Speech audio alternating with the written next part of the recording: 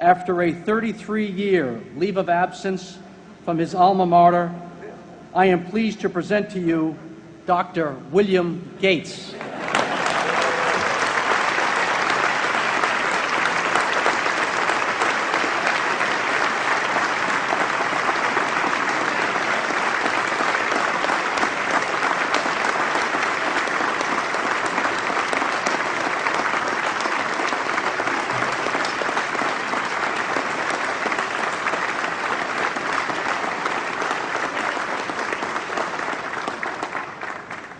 Thank you. President Bach, former President Rudenstein, incoming President Faust, members of the Harvard Corporation and the Board of Overseers, members of the faculty, parents, and especially the graduates. I've been waiting more than 30 years to say this. Dad, I always told you I'd come back and get my degree.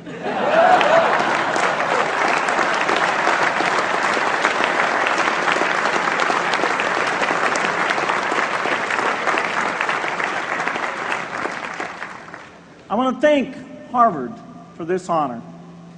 I'll be changing my job next year, and it will be nice to finally have a college degree on my resume. I applaud the graduates for taking a much more direct route to your degrees. For my part, I'm just happy that the Crimson called me Harvard's most successful dropout. I guess that makes me valedictorian of my own special class. I did the best of everyone who failed.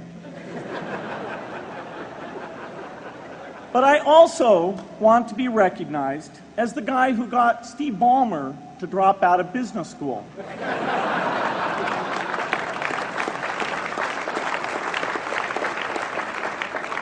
I'm a bad influence. That's why I was invited to speak at your graduation. If I'd spoken at your orientation, fewer of you might be here today.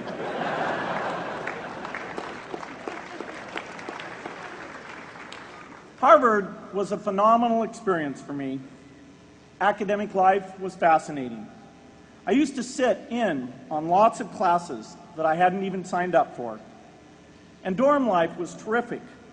I lived up at Radcliffe in Currier House. There were always a lot of people in my dorm room late at night discussing things because everyone knew that I didn't worry about getting up in the morning. That's how I came to be the leader of the antisocial group. We clung to each other as a way of validating our rejection of all those social people. Radcliffe was a great place to live. There were more women up there, and most of the guys were math science types. The combination offered me the best odds, if you know what I mean.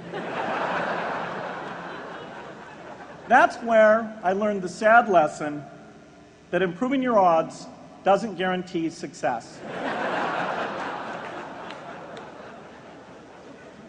One of my biggest memories of Harvard came in January 1975 when I made a call from Currier House to a company in Albuquerque, New Mexico that had begun making the world's first personal computer. I offered to sell them software.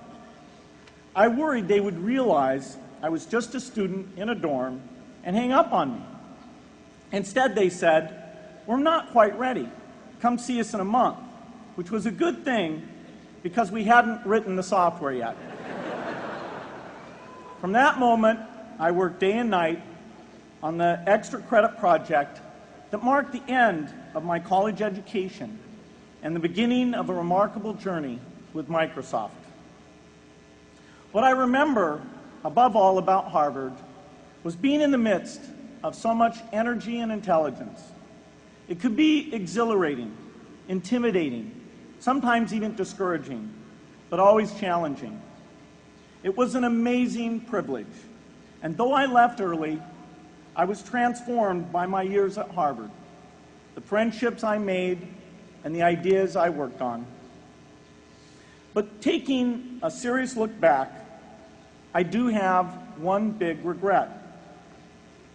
I left Harvard with no real awareness of the awful inequities in the world, the appalling disparities of health and wealth and opportunity that condemn millions of people to lives of despair. I learned a lot here at Harvard about new ideas in economics and politics. I got great exposure to the advances being made in the sciences. But humanity's greatest advances are not in its discoveries, but in how those discoveries are applied to reduce inequity.